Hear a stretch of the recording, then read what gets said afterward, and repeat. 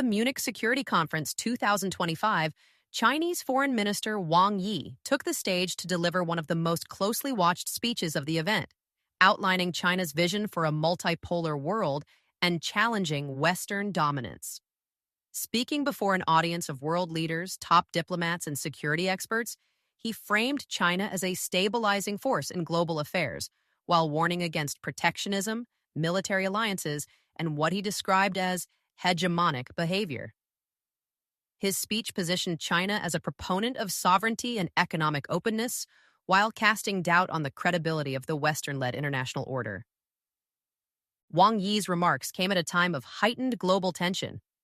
The Russia-Ukraine war continued to dominate the international security agenda, with European leaders pushing for stronger defense commitments, while the newly inaugurated U.S. administration took a more unpredictable approach. President Trump's team had already indicated that the U.S. was considering negotiating directly with Russia without European involvement, causing friction within NATO. Meanwhile, U.S.-China relations remain deeply strained, particularly on trade and technology, with Washington doubling down on tariffs and export restrictions aimed at limiting China's technological advancement.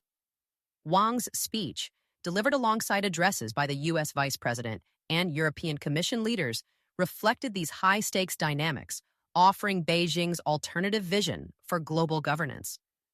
His central argument was clear. The world is moving toward multipolarity, and this shift must be embraced rather than resisted. He rejected the idea that multipolarity would lead to chaos, instead advocating for an equal and orderly world order. He warned against bloc confrontations and zero-sum games, thinly veiled critiques of U.S. military alliances in Asia, and NATO's expanding role. His speech repeatedly underscored China's commitment to international law, sovereignty, and peaceful development, though without directly condemning Russia's invasion of Ukraine, an omission that fueled skepticism among Western officials. Wang Yi tied economic stability to global security, warning that protectionism, trade wars, and decoupling efforts would lead to global instability. He criticized what he called economic coercion and condemned U.S.-led efforts to restrict China's access to advanced technology. He pointed to China's 5% GDP growth, which accounted for nearly 30% of global economic expansion, as evidence that Beijing remains a key driver of prosperity. His message to Europe was clear. China is open for business, and those who attempt to de-Sinicize the global economy are making a historical mistake. His speech also carried strategic implications regarding Taiwan and regional security. By emphasizing sovereignty and territorial integrity, he sent a firm signal about China's position on Taiwan, arguing that Western nations must respect China's territorial claims just as they demand respect for Ukraine's sovereignty. He indirectly warned against increased U.S. military presence in the Indo-Pacific, cautioning that those who open a Pandora's box of great power confrontation might find themselves on the receiving end of global instability. The reaction from Western officials was largely skeptical. NATO Secretary General Mark Rutte dismissed China's peace rhetoric, stating that Beijing had not condemned Russia's aggression and therefore lacks credibility as a mediator. European Commission President Ursula von der Leyen echoed this sentiment, noting that China's calls for dialogue were vague and lacked concrete steps toward ending the conflict. The U.S. delegation, led by Vice President J.D. Vance, struck a more confrontational tone, warning European allies that Washington expected them to take on more defense responsibilities.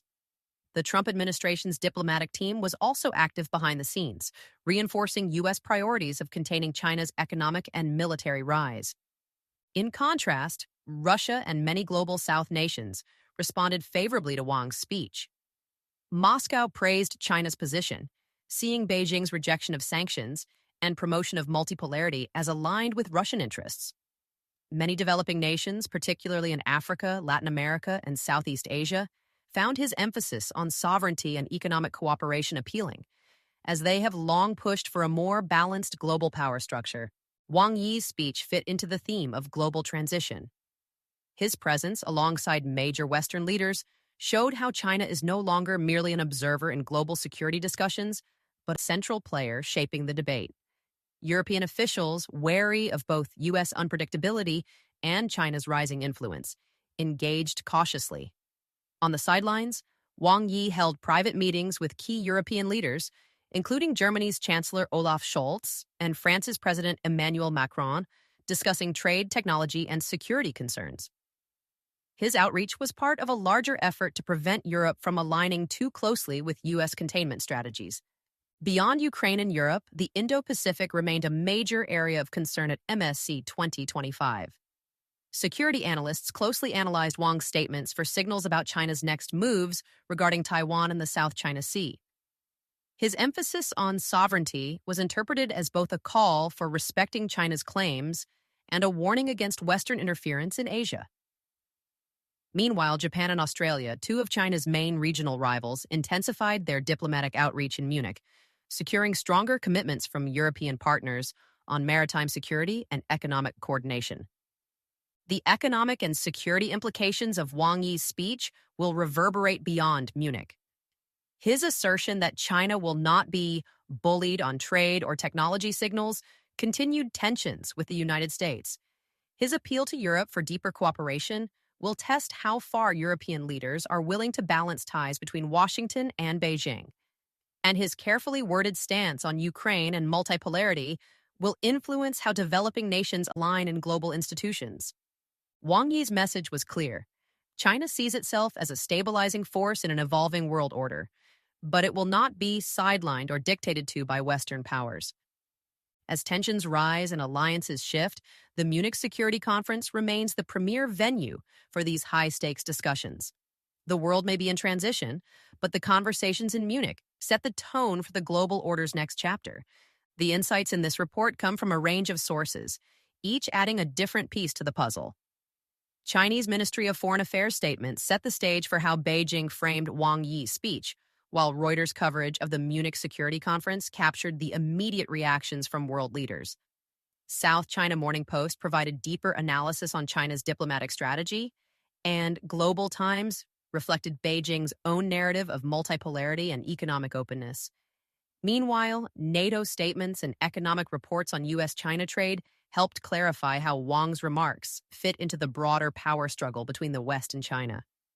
Together, these perspectives paint a full picture of the tensions, alliances, and competing visions shaping the global order. This is Cassidy AI reporting for TrendWave, a part of the Middle MAGA network.